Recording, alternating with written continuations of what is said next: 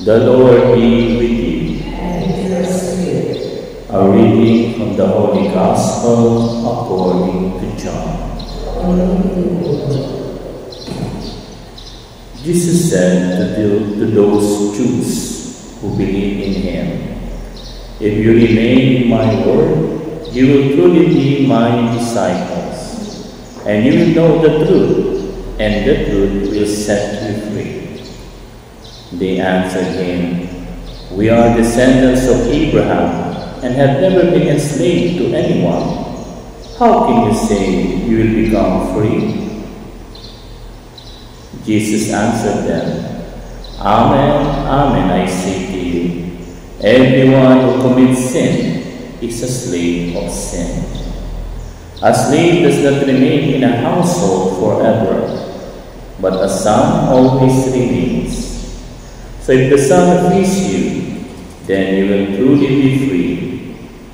I know that you are descendants of Abraham, but you are trying to kill me, because my word has no room among you. I tell you what I have seen in the Father's presence. Then do what you have heard from the Father." They answered and said to him, "Our father is Abraham."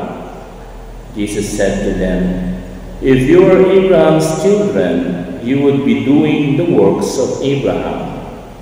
But now you are trying to kill me, a man who has told you the truth that I heard from God.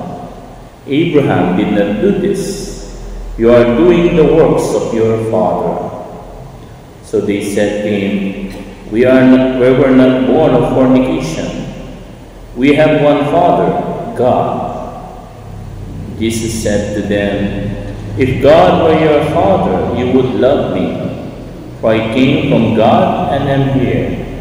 I did not come on my own, but He sent me."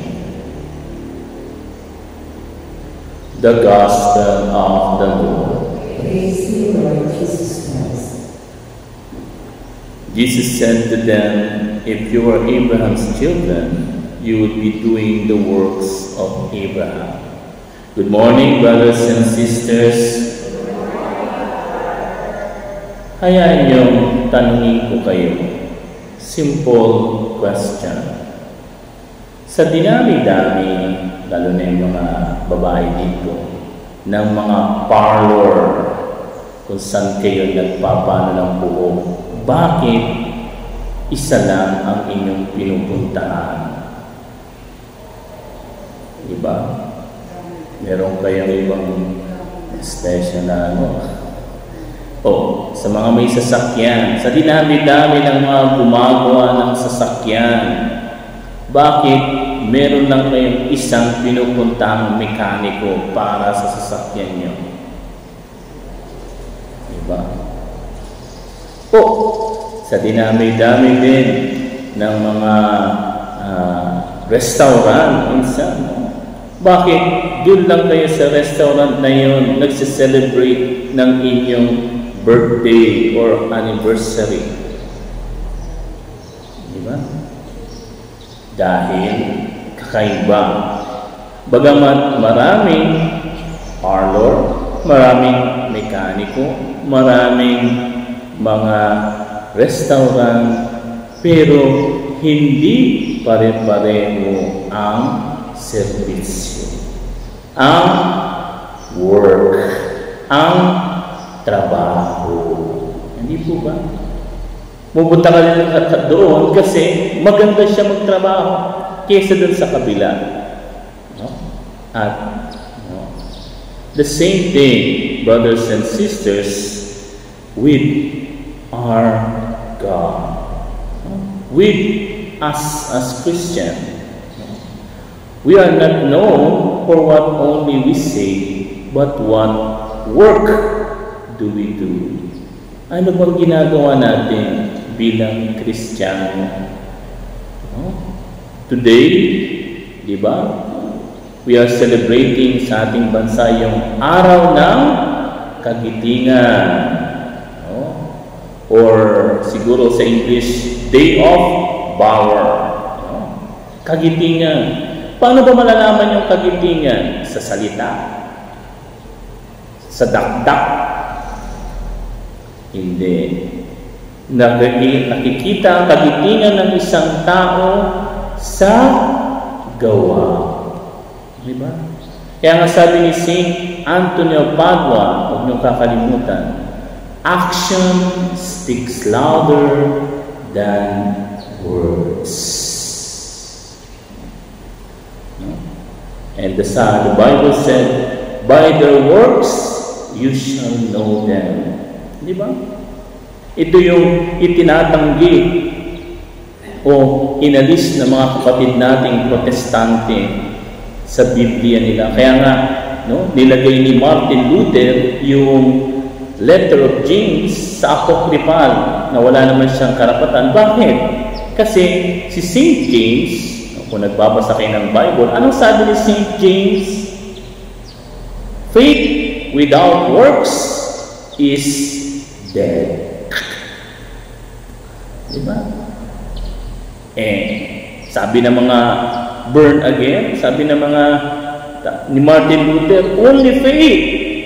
Fides, sola fides. Only faith, maliligtas ka. No. Wala man nakalagay sa Bible na only faith, maliligtas ka. You will be saved through your works. Hindi, pati kapatid, tanggapin mo lang si Kristo, ligtas ka na. Oo. Ganun ba yun? Tapos, pwede mo nang gawin ang lahat ng kasalanan? No. Sabi nga ni Jesus, no? Those who commit sin is slave of sin. Kaya nga, sabi ni Lord sa Gospel, kung totoo kayong mga anak ni Abraham, makikita sa inyong gawa. Pero dahil gusto niyo akong patayin, you want to kill me, that means you are not the children of Abraham. The same thing, what Jesus is telling us. Are you a Christian? Are you doing what Christ is doing? Kristiyano ka ba? Katoliko ka ba? Ipakita mo sa iyong gawa. Show it to your work. Alam nyo, may isang istorya ni St. Ignatius of Loyola. May nakita siyang isang brother na although okay naman, pero parang yung kanyang trabaho ay medyo hindi niya ginagawa ng tama. Bagamat alam niya yung dapat niyang gawin, pero ginagawa niya out of lang. So one time, sabi ni St. Ignatius, brother, for whom are you working for? Kanino ka ba nagtatrabaho? Sa akin? Sabi ng brother, no, I'm working for the Lord. Sabi niya. So, sabi ni St. Ignatius, so on your mouth, on your words, I can judge you. Sabi niya. Kung totoong ikaw ay naglilingkod kay God, kay Lord, dapat, di ba, mas mabuti ang iyong gawa. Dapat, mas pulido, sabi nga sa Tagalog, ang iyong ginagawa. Kasi para kay Lord yan. Ikaw na rin nagsabi, it is for the Lord. So bakit gano'n? The same thing with us, brothers and sisters. We can do all the prayers, the novena. Of course, hindi naman masama yun. We can do all the 10 commandments. But what is important is our incarnating those teachings in our life. Kaya nga, sana madiscover ninyo yung prayer ni Saint Mother Teresa of Calcutta. Napakagandang prayer. Hindi ko na masyadong maalala yung complete words, pero sabi dun sa prayer ni Saint Mother Teresa of Calcutta, Lord, may my hands be your hands. Lord, let my feet be your feet. Ibig sabihin, gamitin mo ako, Panginoon. Ang mga kamay ko, Panginoon, maging kamay mo. Ang aking mga paa, Panginoon, maging paa mo. Para makatulong sa iba. Kaya nga, sa ating pagpasok sa panahon ng Holy Week, malapit na, ngayong linggo ng Palaspas, Palm Sunday, let us examine our works. Did our works reflect us as Christian or not?